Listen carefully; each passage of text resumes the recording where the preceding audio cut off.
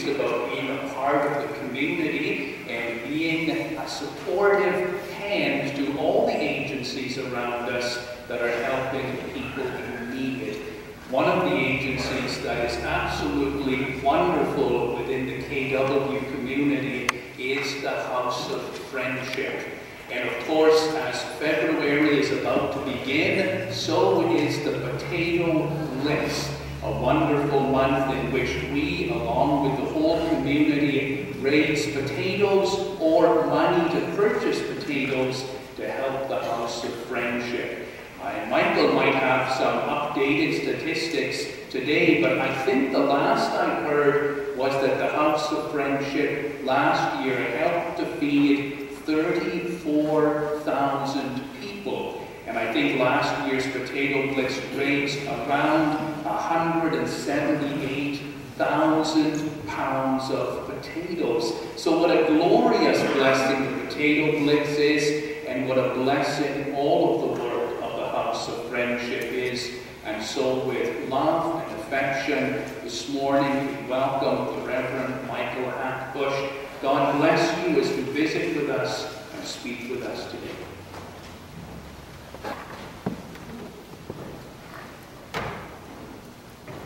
Thank you for the opportunity, the pleasure and the privilege to worship in this glorious space, but to also worship with a collection of people who is in the downtown core of Kitchener, Waterloo, the downtown core of Kitchener, serving in projects with partnerships among House of Friendship as an agency, but among others. Thank you very much, Pastor Mark and Janice.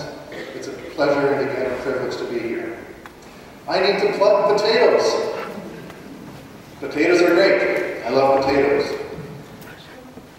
Have you ever cut into one and seen its white flesh just calling you? Not unlike an apple.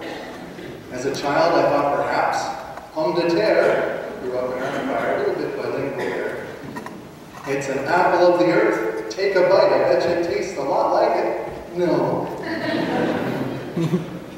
But still, the juice, the color, the invitation to take a bite couldn't be resisted. As a child, my favorite soup was potato soup. My grandmother, Alberta, made a lovely and creamy potato soup with rivers in it. So it wasn't just the chunks of kind of milk and potato that my dad would make, but a thick potato soup with fresh parsley, and the aromas would just bring you to the table from the far ends of the house. And even today, nobody has matched my grandmother's potato soup. There is something about calling home. It's a comfort food. And, at least for many of us in the West, it has been a staple in our diets for a great many years. And we do a great many things with them. But that's not my role today. My role today with you is to encourage, of course, the Potato Blitz. It was kicked off just on Friday with Don Cameron Potato Night at the Kitchener Auditorium with the Kitchener Rangers. I don't know the score. I was busy with other things. But, again, an opportunity for the community to participate in feeding what is now over 42,000 individuals in our community through the Potato Blitz, through our food programs, but other programs with the House of Friendship. 42,000. That's about a tenth or more of the region's population. Last year's goal of the potatoes was reached. This year's goal is 200,000 pounds, or the cash equivalency to that.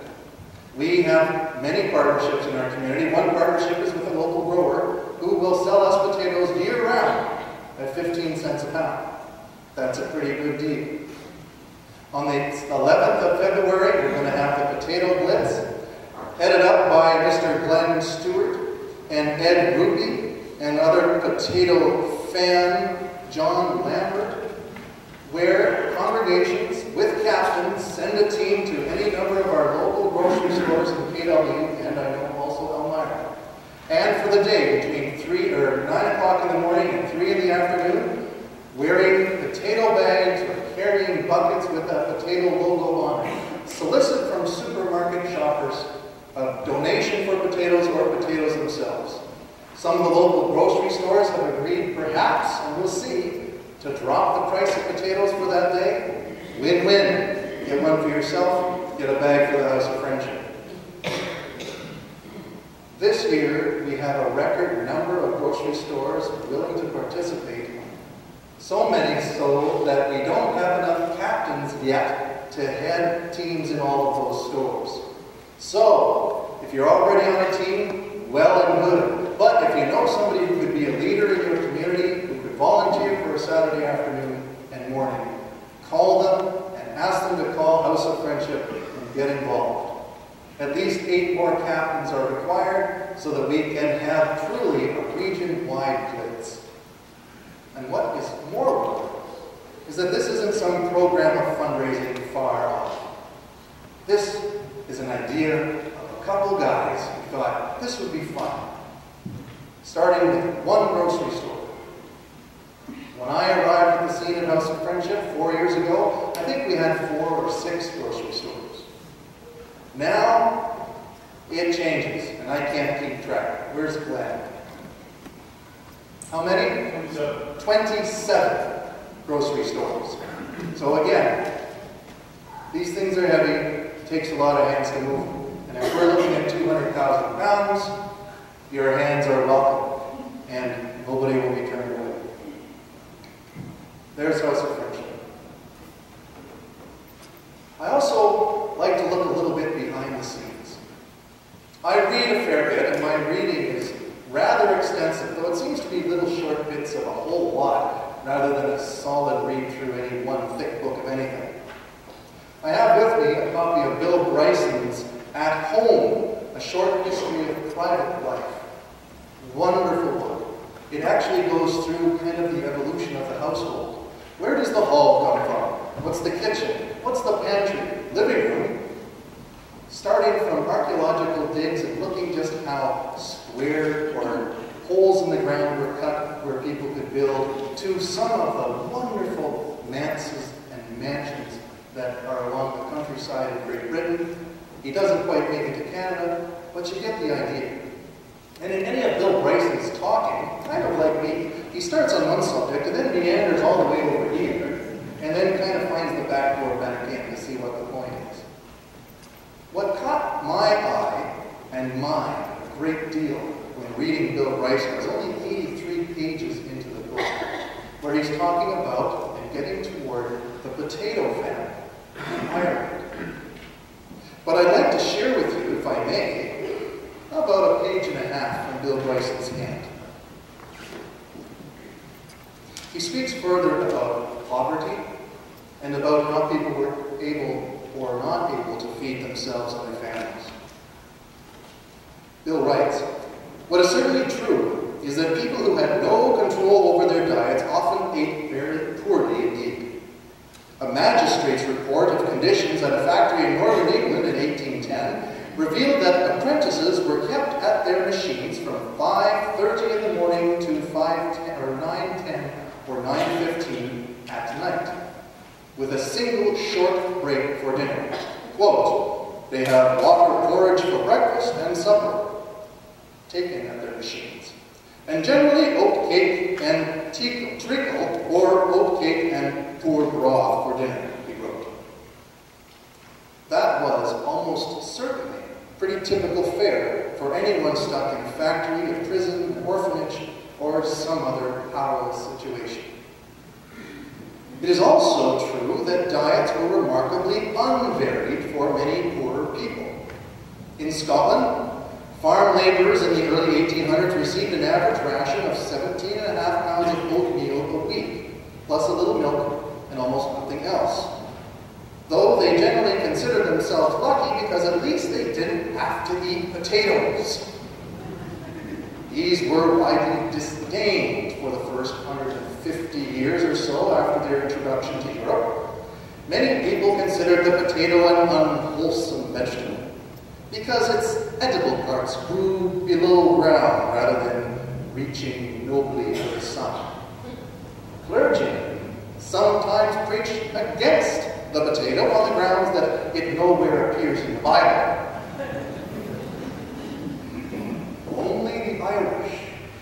afford to be so particular.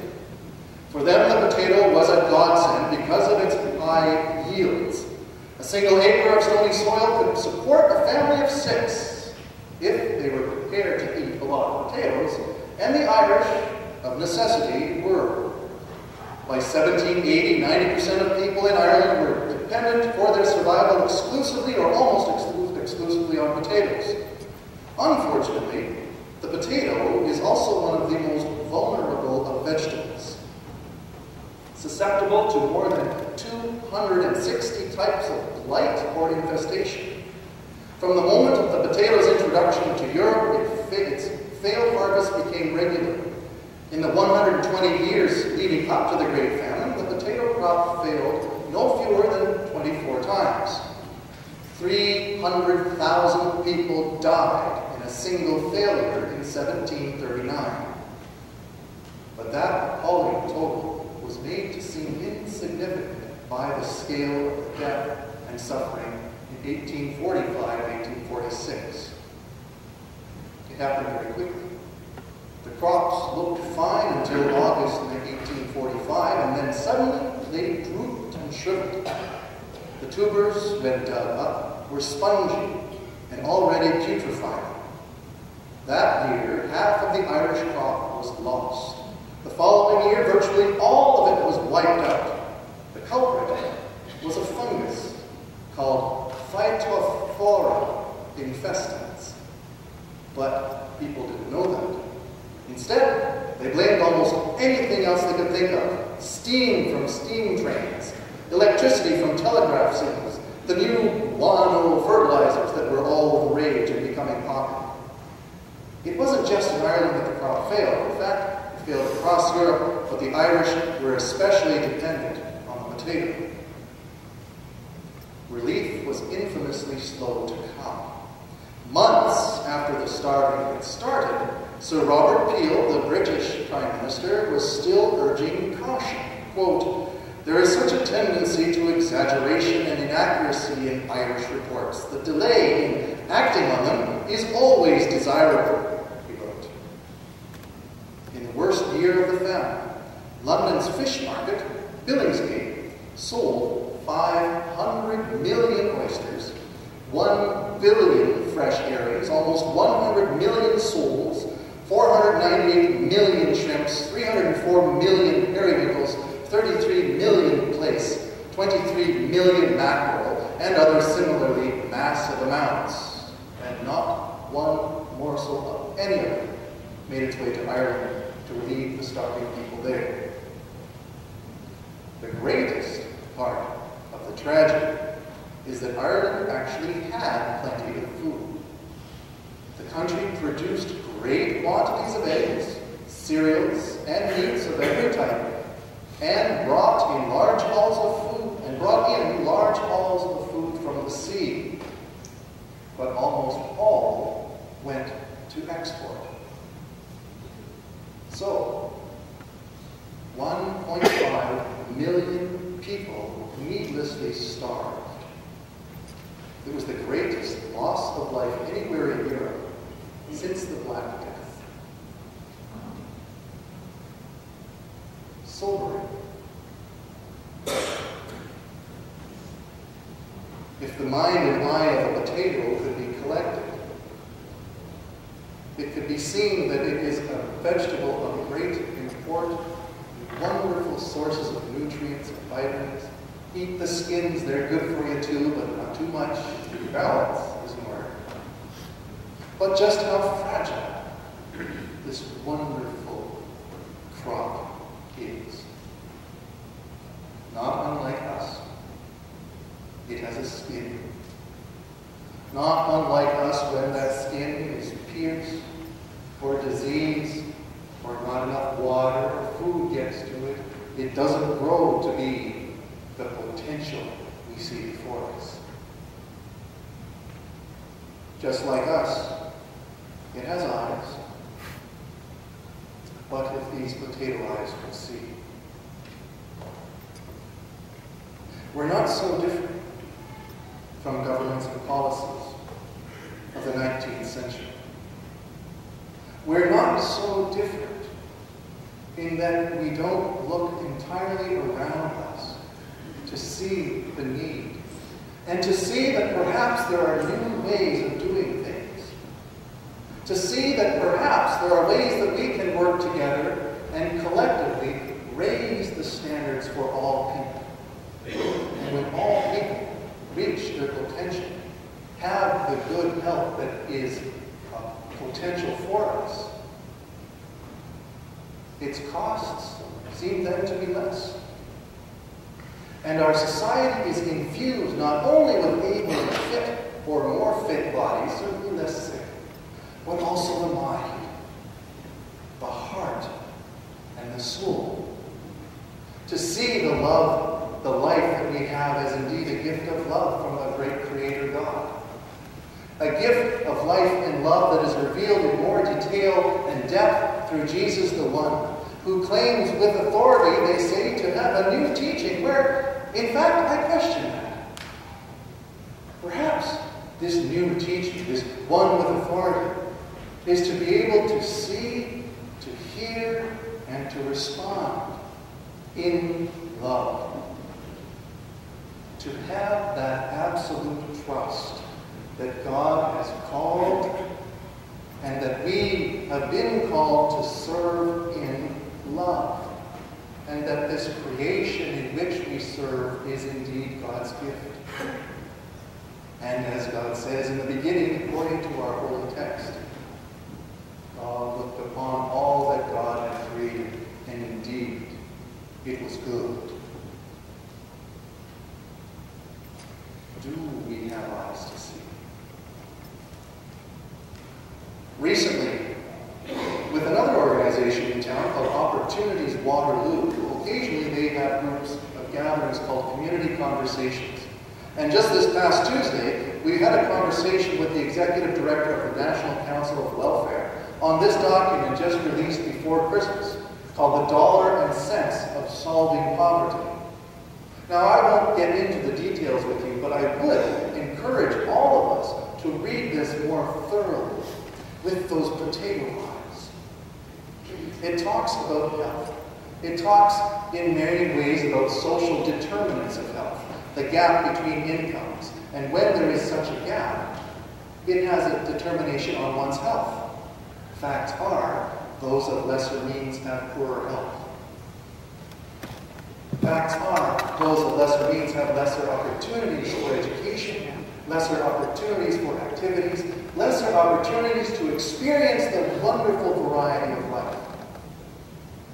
It's true that you look upon your peers, adults in your company, parents, relatives, and when we have mixed and inclusive societies, it doesn't seem to matter that little Joey doesn't have means, because Uncle so-and-so is a doctor, and all of a sudden, little Joey might think, oh, maybe I'll be a doctor too. Simply because little Joey was included in a community, a family, a circle of neighbors and friends that made that normal. Another fact, no matter what your income level, but especially if your income is on the lower end of things, if there is any money whatsoever put aside for post-secondary education, anything at all, statistically, that person, though without means, will pursue a post-secondary career. Fact. The universities tell us that they can't stand that politicians and others talk about just how expensive education is. We don't want people to get that news right away because it will serve them as a deterrent.